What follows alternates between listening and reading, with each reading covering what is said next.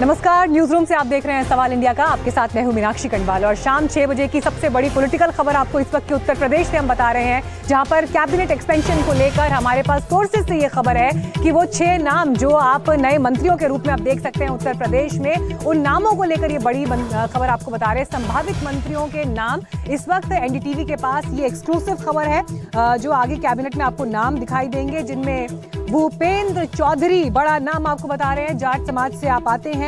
पूजा पाल का नाम इसमें शामिल है। आपको याद होगा बीते दिनों पूजा पाल किस तरह से खबरों में सुर्खियों में रही हैं। कृष्णा पासवान समाज से पद्म सिंह चौधरी, आशीष कुमार आशु, मनोज पांडे, राम रतन कुशवाहा। तो ये वो अहम नाम है, वो 6 नाम जिनको लेकर हम बता रहे हैं कि ये आपको उत्तर प्रदेश की कैबिनेट में अब जो 6 पद खाली थे उन्हें लेकर, देखिए पहले भी खबर ये थी कि जैसे ही नए अध्यक्ष का चुनाव होगा उसके बाद ये नाम सामने आएंगे। और आज ही आपको बता दें योगी आदित्यनाथ की प्रधानमंत्री नरेंद्र मोदी के साथ में एक अहम बैठक हुई है और शाम होते होते ये बड़ी खबर इस वक्त एक्सक्लूसिव एनडीटीवी के पास है। अब देखिए चुनाव होना है 2027 में, लेकिन उससे पहले आप देखिए कि कैसे भूमिका चुनाव को इर्द गिर्द तैयार होने लगी है और इस कैबिनेट विस्तार के जरिए क्या मैसेजिंग देने की कोशिश है ये यूपी की पॉलिटिक्स में।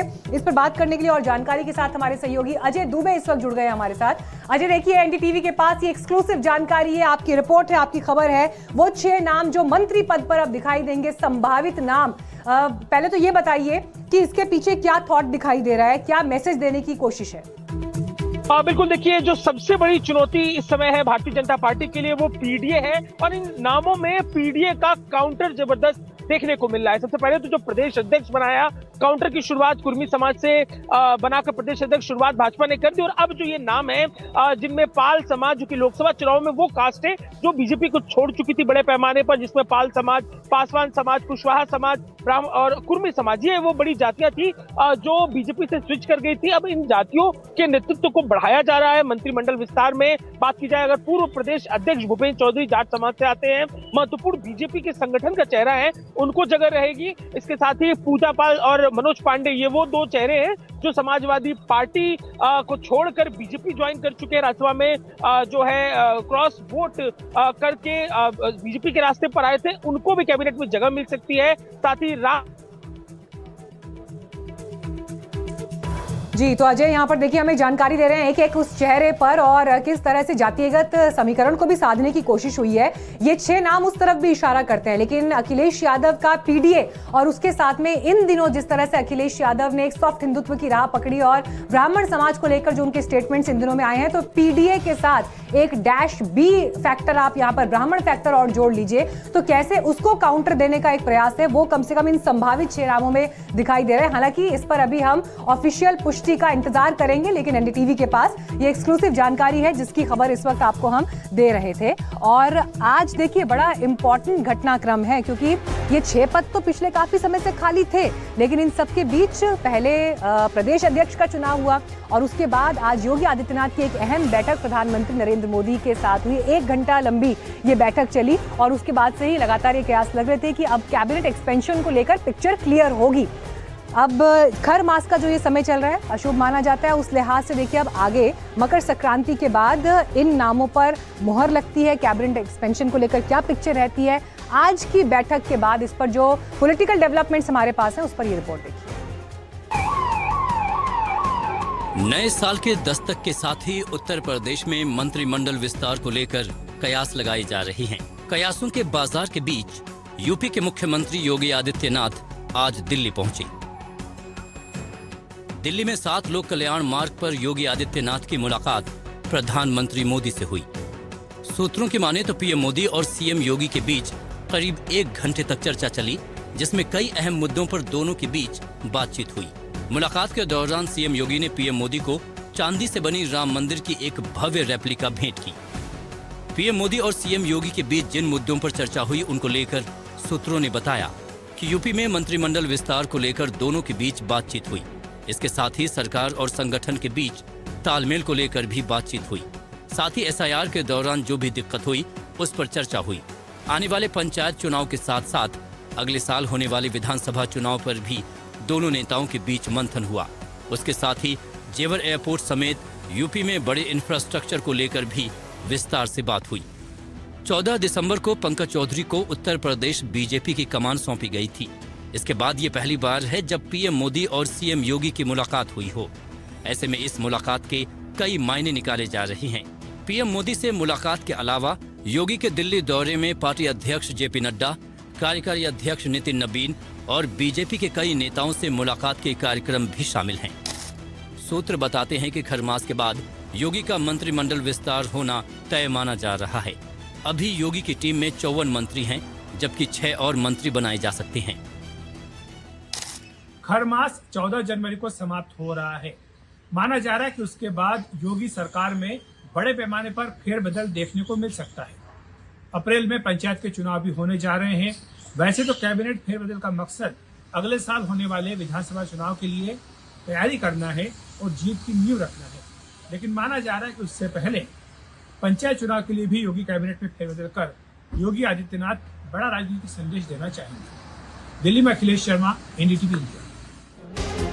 तो कैबिनेट एक्सपेंशन को लेकर यूपी से बड़ी खबर है। इस बीच योगी आदित्यनाथ दिल्ली में है, जहां पर पीएम समेत बीजेपी के बड़े नेताओं के साथ उनकी बैठक रही। लेकिन उत्तर प्रदेश में ग्राउंड में संभल पर क्या हो रहा है, बुलडोजर एक्शन। और आज देखिए खबर ये आई है कि वहां पर बिजली चोरी के खिलाफ बड़ा एक्शन हुआ है, सरकारी एक्शन हुआ है। ग्राउंड से देखिए ये रिपोर्ट।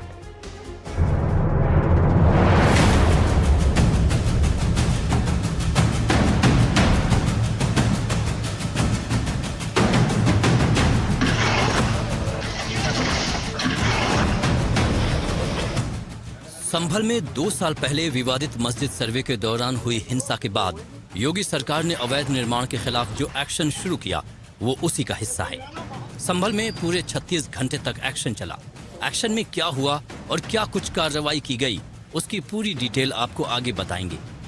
लेकिन सबसे पहले आपको 2 तस्वीरें दिखाते हैं। कल संभल के राय बुजुर्ग इलाके में एक मस्जिद जो सरकारी तालाब की जमीन पर कब्जा करके बनाई गई थी, उस पर प्रशासन का बुलडोजर चला। साथ ही सलेमपुर सालार में अवैध रूप से बनाए गए मदरसे पर भी योगी का पीला पंजा चला। इसके बाद प्रशासन की टीम ने देर रात से लेकर सुबह तक बिजली चोरी के खिलाफ बड़ा अभियान चलाया। दरअसल प्रशासन को लंबे समय से बिजली चोरी की शिकायत मिल रही थी। डीएम और एसपी कृष्ण कुमार बिश्नोई के नेतृत्व में भारी पुलिस बल और बिजली विभाग की टीम ने एक साथ कई जगह छापेमारी की।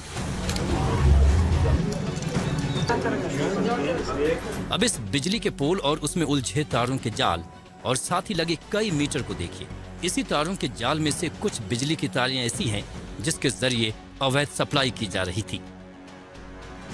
जिस तरीके से अवैध बिजली सप्लाई की जा रही थी वो काफी हैरान करने वाला है। और उससे भी ज्यादा हैरान करने वाला है कि जिन जगहों पर अवैध बिजली सप्लाई की जा रही थी। अवैध बिजली सप्लाई को लेकर प्रशासन की टीम ने जो जानकारी दी उसके मुताबिक जांच के दौरान कुछ धार्मिक स्थल जिसमें मस्जिद हैं, उसमें बिजली चोरी के मामले सामने आए।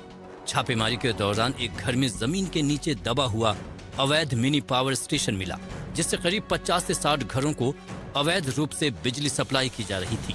साथ ही एक अवैध ई रिक्शा चार्जिंग स्टेशन भी पकड़ा गया जो सीधे मेन लाइन से चलाया जा रहा था। डेयरी दुकानों में भी अवैध बिजली की सप्लाई की जा रही थी। कई धार्मिक स्थलों की भी चेकिंग की गई जिसमें बिजली चोरी पाई गई। इसके अलावा कई बड़े बड़े 4 मंजिला मकानों के अंदर जहां डेयरी चल रही थी वहां पे भी चोरी पकड़ी गई। उसके अलावा ई रिक्शा चार्जिंग स्टेशन भी पकड़े गए हैं। इन सब लोगों के खिलाफ विधिक कार्रवाई सुनिश्चित की जा रही है और प्रॉपर एनफोर्समेंट है, इसको चेक किया जा रहा है। यहाँ पे 8 थानों की पुलिस फोर्स है, 5 सीओ और 1 एडिशनल एसपी को तैनात किया गया। संभल के डीएम राजेंद्र पेंसिया ने बताया कि जांच में जो भी सामने आया है उसके मुताबिक फाइन होगी और एफआईआर की जाएगी। उस व्यक्ति पर पहले भी बिजली की एफआईआर दर्ज हुई थी और पूरा अंडरग्राउंड सिस्टम बना रखा था। वहाँ डेयरी इत्यादि भी उसी से चल रही है सब चीज़ें।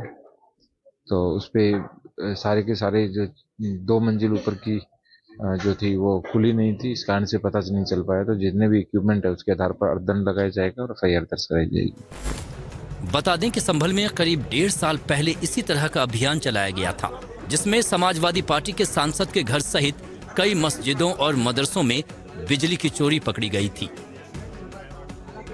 प्रशासन का साफ कहना है कि किसी तरह की अवैध गतिविधि होगी तो बख्शा नहीं जाएगा।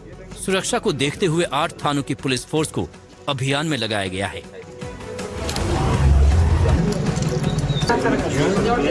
बिजली चोरी के खिलाफ छापेमारी और इससे पहले अवैध मस्जिद मदरसों पर योगी के बुलडोजर एक्शन पर सियासत भी तेज है।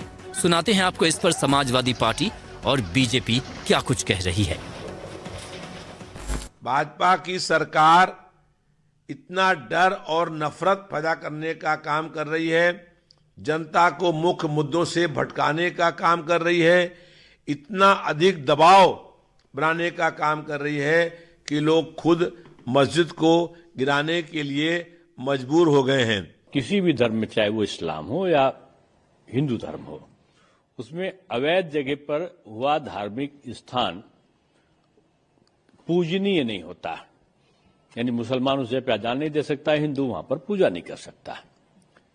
तो ऐसे स्थिति में अगर वहां के लोगों ने स्वयं से उसको तोड़ लिया तो प्रशंसा के पात्र हैं वो लोग जिन्होंने स्वयं से इसको अतिक्रमण मान के इसको तोड़ा है। बहरहाल संभल में प्रशासन का एक्शन लगातार जारी है। Bureau report, NDTV India. आइए बढ़ते हैं आगे, रुक करते हैं अगली खबर का। और ये खबर संगीत सोम से जुड़ी हुई है। वही संगीत सोम जिन्होंने अभी कुछ दिन पहले बांग्लादेशी क्रिकेटर खरीदने के मामले में शाहरुख खान को गद्दार कहा था। संगीत सोम के उस बयान पर देश भर में एक चर्चा छिड़ी। वो खुद भी आलोचनाओं में घिरे, लेकिन अब संगीत सोम को धमकी मिल रही है। बांग्लादेश से जान से मारने की धमकी, परिवार को बर्बाद कर देने तक की धमकी। चाहिए शाहरुख खान जैसे गद्दारों को, तो किस तरीके की गद्दारी आप देश के साथ कर रहे हैं।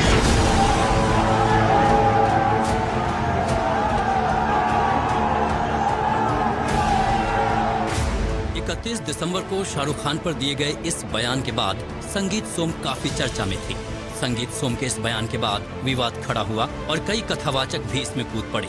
जमकर विरोध हुआ और बीसीसीआई ने बांग्लादेशी क्रिकेट रहमान को आईपीएल से बाहर करने का फैसला कर लिया। 3 जनवरी को रहमान को आईपीएल से बाहर करने के फैसले के साथ ही उम्मीद थी कि ये विवाद अब खत्म हो जाएगा, लेकिन बीसीसीआई के फैसले को 48 घंटे भी नहीं हुए थे कि संगीत सोम को बांग्लादेश से एक कॉल आता है और ये कॉल व्हाट्सएप पर आता है। सामने से धमकी मिलती है कि परिवार समेत बम से उड़ा देंगे। संगीत सोम ने अपने व्हाट्सएप का जो स्क्रीनशॉट शेयर किया है उसके मुताबिक कॉल करने वाले का नाम जाहिरुल इस्लाम है। 4 जनवरी की शाम 3:38 पर जाहिरुल कॉल करता है, लेकिन सोम नहीं उठाते। फिर उधर से वो हेलो लिखता है और फिर 3:39 और 4:25 पर कॉल आता है। सोम फिर भी नहीं उठाते। रात 11:22 पर फिर कॉल आता है और दोनों के बीच 1 मिनट बातचीत होती है। इसके बाद जाहिरुल एक लंबा चौड़ा धमकी भरा मैसेज भेजता है जिसमें गंदी गंदी गालियां लिखी होती हैं। इस धमकी के बाद सोम के निजी सचिव ने थाने में मामला दर्ज कराया है।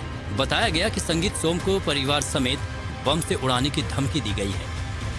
देखिए, मैं आपको एक बात बताना चाहता हूँ, इस तरीके की गिदड़ भक्ति होती रहती है। ये कोई मेरे लिए विषय नहीं है। पहले हमने बहुत धमकी दी, ये कौन धमकी देने वाले होते हैं, कौन इनसे बहुत फर्क पड़ता है।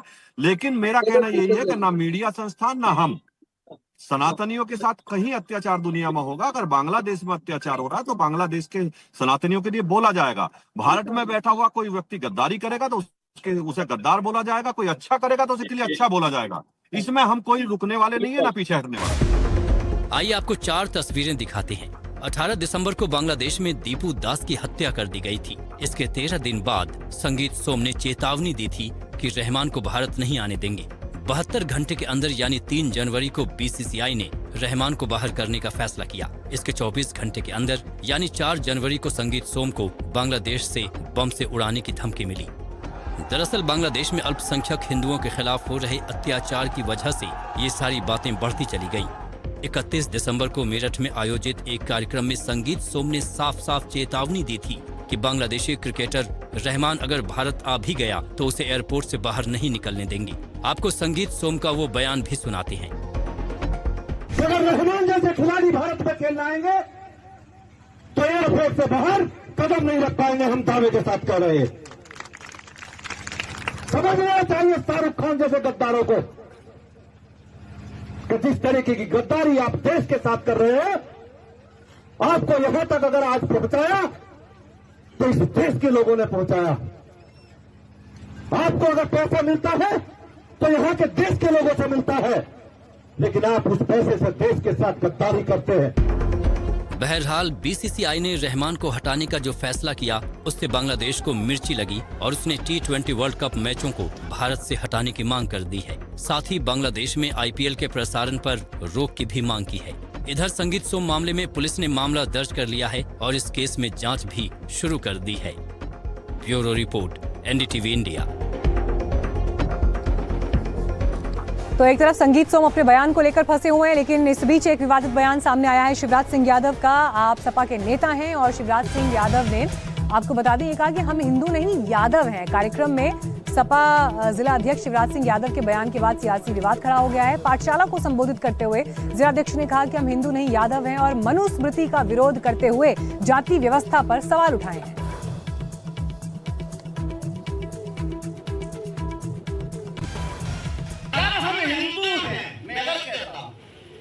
क्योंकि हिंदू बनना कोई जबरदस्ती नहीं है।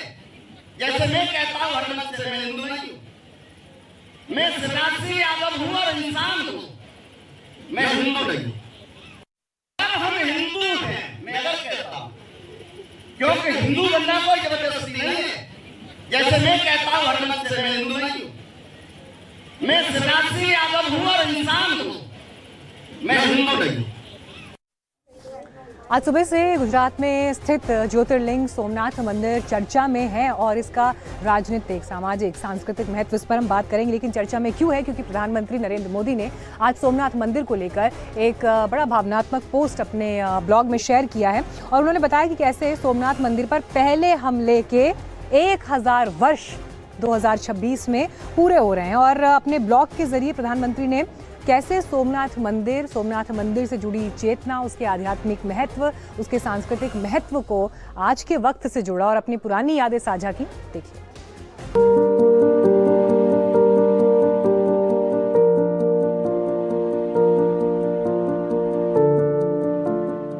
ये सदियों की दृढ़ इच्छा शक्ति और वैचारिक निरंतरता का परिणाम है।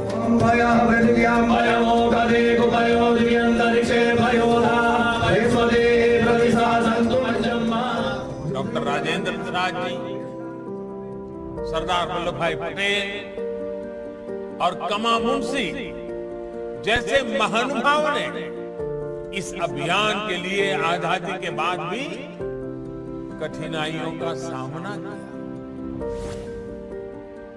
आजादी के बाद भी सोमनाथ के अभियान में डॉक्टर राजेंद्र प्रसाद, सरदार पटेल और KM मुंशी को किन कठिनाइयों का सामना करना पड़ा? सोमनाथ पर अपने भावनात्मक लेख में प्रधानमंत्री मोदी ने लिखा कि तत्कालीन प्रधानमंत्री पंडित जवाहरलाल नेहरू इस घटना से अधिक उत्साहित नहीं थे। वो नहीं चाहते थे कि माननीय राष्ट्रपति और मंत्री इस समारोह का हिस्सा बने। उन्होंने कहा कि इस घटना से भारत की छवि खराब होगी, लेकिन राजेंद्र बाबू अडिग रहे और फिर जो हुआ उसने एक नया इतिहास रच दिया। तो 1951 में सरदार पटेल के प्रयास से और जवाहरलाल नेहरू जी के पुरजोर विरोध के बावजूद प्रथम राष्ट्रपति डॉक्टर राजेंद्र प्रसाद जी की उपस्थिति में यह स्वप्न साकार हुआ था और आज प्रधानमंत्री श्री नरेंद्र मोदी जी के नेतृत्व में जो बात डॉक्टर राजेंद्र प्रसाद जी ने कही थी कि समृद्धि की तरफ जब भारत बढ़ेगा तो यह पूर्ण होता हुआ दिखाई पड़ेगा।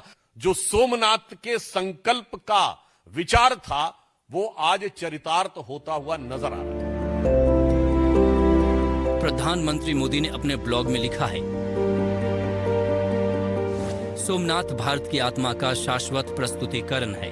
द्वादश ज्योतिर्लिंग स्तोत्रम में भारत के 12 ज्योतिर्लिंगों का उल्लेख है और ज्योतिर्लिंगों का वर्णन इस पंक्ति से शुरू होता है, सौराष्ट्रे सोमनाथम च, यानी ज्योतिर्लिंगों में सबसे पहले सोमनाथ का उल्लेख आता है।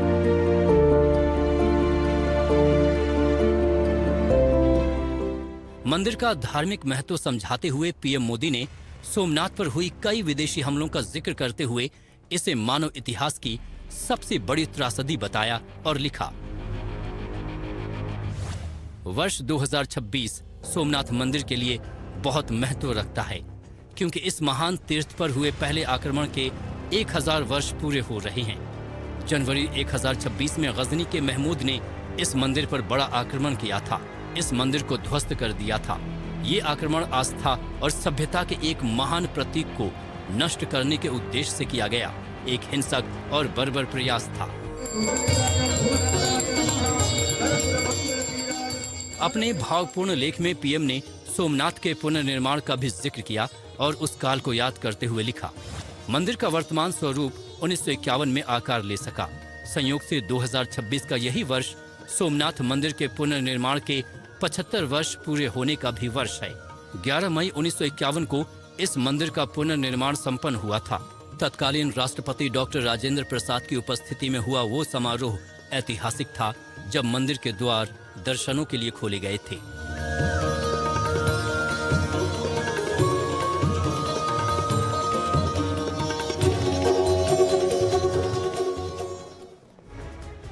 और बीजेपी के लिए सोमनाथ मंदिर का महत्व इसलिए भी है क्योंकि आज से 36 साल पहले इसी सोमनाथ मंदिर से लालकृष्ण आडवाणी ने रथ यात्रा निकाली और उस यात्रा के प्रमुख आयोजकों में एक थे प्रधानमंत्री नरेंद्र मोदी उस समय बीजेपी के संगठन महासचिव थे।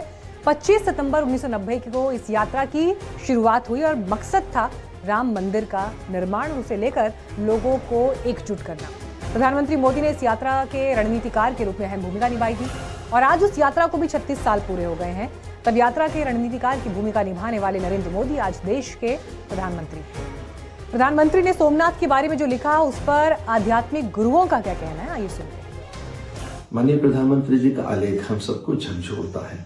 वे हमारे भीतर राष्ट्रबोध और भारतीय संस्कृति के औदार्य, भारतीय संस्कृति के दिव्य समर्पण और उसकी उच्चता का बोध कराता है। आज का आदरणीय प्रधानमंत्री जी का लेख भारत के उस गौरवशाली अतीत का भी स्मरण कराता है जिसमें अनेक उत्थान पतन हुए, लेकिन हम अपनी श्रद्धा से विचलित नहीं हुए। हम अपने मानबिंदु, मूल्य और सिद्धांतों पर अडिग रहे। माननीय प्रधानमंत्री जी का आज का आलेख जो सोमनाथ का स्मरण कराता है, महमूद गजनी के उस भयानक अत्याचार और उस प्रहार का भी अनुभव कराता है। वह लेख ये भी अनुभव कराता है कि कितनी प्रहार हम पर हुए हों, हम अपने पौरुष, शौर्य, धैर्य और पराक्रम से कभी पीछे नहीं हटे। सही कहा प्रधानमंत्री ने। नेहरू जी नहीं चाहते थे, नेहरू जी तो कुछ भी नहीं चाहते, क्या बताया आपने। नेहरू जी ने की कृपा, नेहरू जी की ही गलत नीतियों के कारण पाकिस्तान का विभाजन हुआ, हमारे देश का विभाजन हुआ। अब क्या क्या नहीं हुआ। 370 थोपी गई, वो हमने समाप्त किया। नेहरू जी तो कभी भी हिंदुओं का हित नहीं चाहते थे, तो कहते भी थे कि मैं घटनावश नेहरू हिंदू हो गया हूं। उनकी क्या कहें। प्रधानमंत्री ठीक लिखा। प्रधानमंत्री नरेंद्र मोदी 11 जनवरी को सोमनाथ मंदिर जा रहे हैं। 8 से 11 जनवरी तक सोमनाथ मंदिर में कई तरह के सामाजिक और सांस्कृतिक आयोजन होंगे। साल भर सोमनाथ स्वाभिमान पर्व भी मनाया जाएगा, लेकिन क्या इस घटना का कोई राजनीतिक महत्व भी है? तो 6 पॉइंटर्स इस वक्त आपके सामने रख रहे हैं। माना यह जा रहा है कि सोमनाथ स्वाभिमान पर्व मनाना एक बड़ा सांस्कृतिक संदेश और ये सांस्कृतिक राष्ट्रवाद की राजनीति की दिशा में भी एक बड़ा कदम आपको दिखाई देगा, जिसमें बीजेपी ऐतिहासिक घावों को भरने और गौरवशाली अतीत को स्थापित करने की बात आपको करती हुई दिखाई देगी। पश्चिम बंगाल चुनाव नजदीक है और उससे ठीक पहले सोमनाथ जैसे बड़े धार्मिक आयोजन का प्रभाव वहां की राजनीति पर भी पड़ सकता है, खासतौर पर जबकि बीजेपी बंगाल के संदर्भ में तुष्टीकरण बनाम राष्ट्रवाद का नैरेटिव सेट करती है। हुमायूं कबीर जिस तरह से बाबरी मस्जिद बना रहे हैं और ममता बनर्जी एक के बाद एक मंदिरों के जरिए सॉफ्ट हिंदुत्व के अभियान में लगी हैं, सोमनाथ उसका भी जवाब हो सकता है। देश के पहले प्रधानमंत्री जवाहरलाल नेहरू के बहाने बीजेपी एक बार फिर कांग्रेस को यहां पर घेरने की कोशिश कर रही है और धर्मनिरपेक्षता पर सवाल उठा रही है कांग्रेस पार्टी के। सवाल यहां पर इस बात को लेकर भी ध्यान देने की बात यह भी है कि लालकृष्ण आडवाणी ने अपनी ऐतिहासिक राम रथ यात्रा साल 1990 में सोमनाथ से शुरू की और तब बतौर महासचिव नरेंद्र मोदी ने ही इस आयोजन की जिम्मेदारी निभाई थी।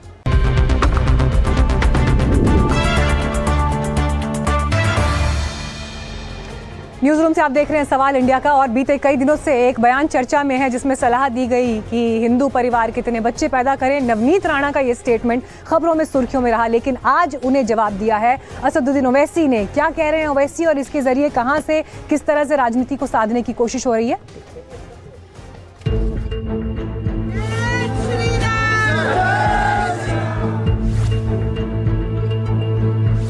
19 बच्चे पैदा कर रहे हैं तो हम किमान 3 से 4 बच्चे ये हिंदुस्तान में हम सब हिंदू भाइयों ने, बहनों ने, हमने करना चाहिए। मैं तो 6 पैदा करा, आप भी करो। कौन बोल रहे हैं? साल के आखिर में बीजेपी नेता नवनीत राणा ने हिंदुओं को 3 से 4 बच्चे पैदा करने की सलाह दी थी। अब साल की शुरुआत में AIMIM के मुखिया ओवैसी ने जवाब पेश किया है। तो इन्होंने बोले कि हिंदुओं ने भी 4-4 बच्चे पैदा करना चाहिए। अरे करो ना भाई, तुम भी करो, सब करो। कौन रोक रहा आपको? जाती राय क्या है? मैं तो 6 पैदा करा, आप भी करो। कौन बोल रहे हैं? आपको कोई रोक टोक है क्या? एक बात समझिए, हमारे तेलंगाना में 2 दिन पहले एक बिल पास हुआ। हमारे पास जैसे महाराष्ट्र में कानून 2 बच्चे रहे तो आप इलेक्शन नहीं लड़ सकते म्युनिसिपैलिटी, हमने कानून पास के निकाल दिया उसको। और आज से 8 दिन 10 दिन पहले आप जाइए, मोहन भागवत चंद्रबाबू नायडू बैठे हुए हैं, उनकी मौजूदगी में चंद्रबाबू नायडू बोल रहे हैं कि 3 से ज्यादा बच्चे पैदा करो। अरे करो ना भाई, कौन रोक रहा है तुम्हारे को? आप करिए, कोई तो उस पर तो रोक टोक नहीं है। इसके पहले बीजेपी नेता नवनीत राणा ने हिंदुओं को 3 से 4 बच्चे पैदा करने की सलाह दी थी। उन्होंने इसके पीछे एक मौलाना की दुहाई देते हुए कहा था कि मौलाना ने उन्हें बताया कि उसकी 4 बीवियां और 19 बच्चे हैं। कि मुझे 4 बीवी होने के बाद मैं 35-40 बच्चे नहीं कर सका, तो मैं सभी हिंदुओं को आग्रह करूंगी कि ये 19 बच्चे पैदा कर रहे हैं तो हम किमान 3 से 4 बच्चे ये हिंदुस्तान में हम सब हिंदू भाइयों ने, बहनों ने, हमने करना चाहिए। ये हिंदुस्तान को पाकिस्तान बनाने के राह पे चल रहे हैं, तो हमको हमारे हिंदुस्तान से अगर प्रेम होगा, ये 19 बच्चे कर रहे हैं तो हमने जरूर 3 से 4 बच्चे जरूर सबने करने चाहिए। मैं तो 6 पैदा करा, आप भी करो। कौन बोल रहे हैं? ओवैसी का कहना है कि 25 से 30 साल के बाद हमारे देश की 15% आबादी बुजुर्ग आबादी होगी। ऐसे में तैयारी इस बात की होनी चाहिए कि बूढ़े होते लोग बढ़ेंगे तो क्या इंतजाम होंगे। देश के अलग अलग राज्यों में SIR की प्रक्रिया चल रही है और इन सब में इस वक्त जो सबसे ज़्यादा डायनामिक स्थिति जहां पर है पश्चिम बंगाल, जहां पर चुनाव सर पर है। और SIR की प्रक्रिया को लेकर क्या अब ये लड़ाई सुप्रीम कोर्ट तक जाएगी, ये सवाल है। ये सवाल इसलिए क्योंकि ममता बनर्जी ने अपनी एक सार्वजनिक सभा में ये कहा कि अगर ज़रूरत पड़ी तो सुप्रीम कोर्ट में भी वो SIR के खिलाफ अपील करेंगी और इसे लेकर अपनी आवाज़ बुलंद करेंगी।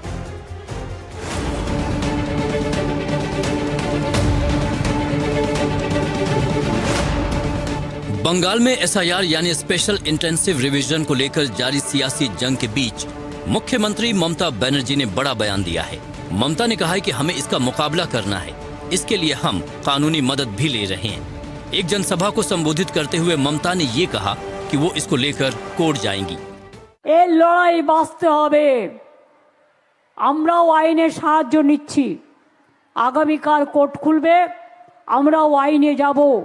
এত মানুষের মৃত্যু, এত মানুষকে যেভাবে হ্যারাস করেছে তার বিরুদ্ধে, এবং প্রয়োজন পড়লে আমি নিজেও পারমিশন চাইব।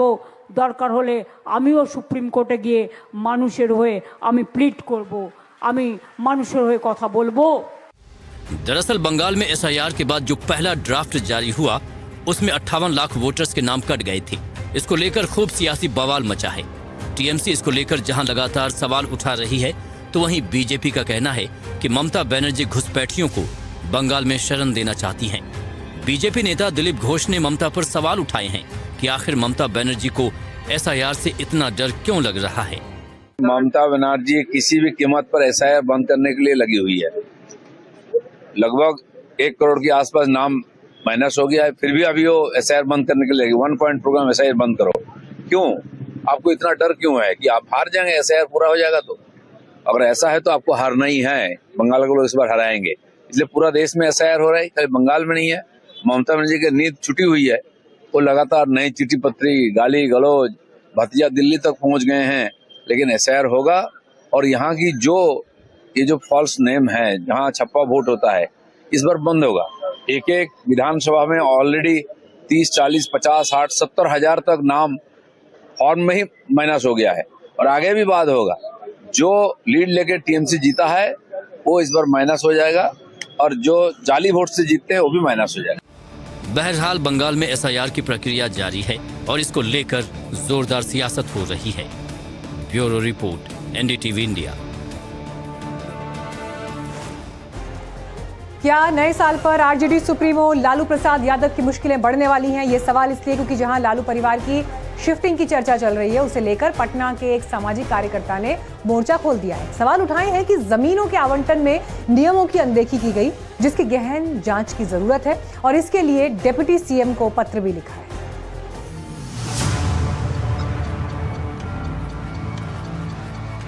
नए साल पर आरजेडी सुप्रीमो और पूर्व मुख्यमंत्री लालू प्रसाद यादव के लिए एक और मुश्किलें बढ़ती दिख रही हैं। 10 सर्कुलर रोड में रह रहे लालू परिवार को नोटिस मिलने के बाद लगातार ये चर्चा चल रही है कि खरमास के बाद लालू परिवार जल्द ही कहीं शिफ्ट होने वाला है। जिस जगह लालू परिवार की शिफ्टिंग की बातें चल रही हैं, उस जगह की वैधता को लेकर सवाल खड़े हो गए हैं।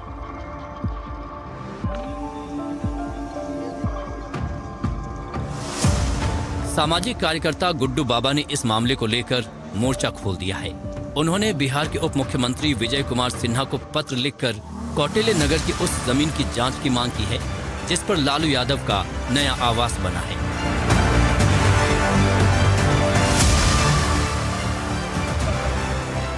गुड्डू बाबा ने कहा कि वो जमीन वेटरनरी कॉलेज से संबंधित है। जमीनों के आवंटन में नियमों की अनदेखी की गई, जिसकी गहन जांच की जरूरत है। कौटिल्य नगर में 1986 में कोऑपरेटिव सोसाइटी बनाकर विधायकों और सांसदों को 20 एकड़ जमीन लीज पर आवंटित कर दी गई थी। वहां नेताओं ने घर बना लिए और लोगों ने शर्त का पालन नहीं किया। कौटिल्य नगर वेटनरी कॉलेज की जमीन सरकार ने 86 में कोऑपरेटिव बना करके वेटनरी कॉलेज की ज़मीन ले लिया और आपस में लोगों को बांट दिया। तो पब्लिक के पैसे से खरीदी हुई ज़मीन, हमारे आपके पैसे से खरीदी हुई ज़मीन निजी संपत्ति कैसे? यही एक सामाजिक कार्यकर्ता सरकार से मांग कर रहा है कि जांच कराइए। और मुझे उम्मीद है कि विजय सिन्हा ने जो एक ऑफ़र दिया पब्लिक को, इस ऑफ़र का इस्तेमाल विजय सिन्हा ज़रूर करेंगे और कौटिल्य नगर की इंटायर भूमि किनको किनको दी गई है नाम भी सार्वजनिक करेंगे और किन किन लोगों ने शर्तों का उल्लंघन किया उसकी जांच कराएंगे और कार्रवाई होगी। और इस वक्त हमारे पास एक बड़ी खबर आ रही है देश की राजधानी दिल्ली से, जहां लक्ष्मी नगर में ट्रिपल मर्डर से सनसनी मच गई। बेटे ने मां, भाई और बहन की हत्या की और हत्या करने के बाद ये आरोपी थाने पहुंचा, जहां उसने खुद को सरेंडर किया। और जानकारी के साथ मुकेश सिंह सेंगर इस वक्त जुड़ गए हैं। मुकेश, क्या डिटेल्स हैं इस घटना को लेकर? अभी पुलिस कैसे इन्वेस्टिगेट कर रही है इसे? देखिए, दिल्ली के लक्ष्मी नगर इलाके से बड़ी खबर है कि यहाँ पर एक 25 साल के लड़के ने अपनी माँ, भाई और बहन की निर्मम तरीके से हत्या कर दी और उसके बाद हत्या करने के बाद वो थाने पहुंचा और थाने जाकर उसने सरेंडर कर दिया है।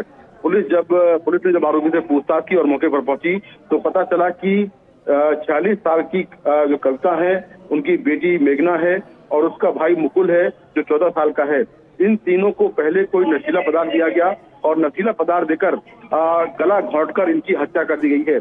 शुरुआती पूछताछ में जो आरोपी यशवीर है उसने कहा कि वो फाइनेंशियल तौर पर काफी परेशान चल रहा था, आर्थिक तंगी थी, इसके चलते उसने अपनी माँ, भाई और बहन को मौत के घाट उतार दिया है। तो दिल्ली का एक दर्दनाक मामला जिसको लेकर दिल्ली पुलिस जांच कर रही है और पता लगा रही है कि आखिर इसके पीछे और क्या वजह है। फिलहाल जो आरोपी यशवीर है उसे कस्टडी में ले लिया गया है और उससे पूछताछ चल रही है। जी।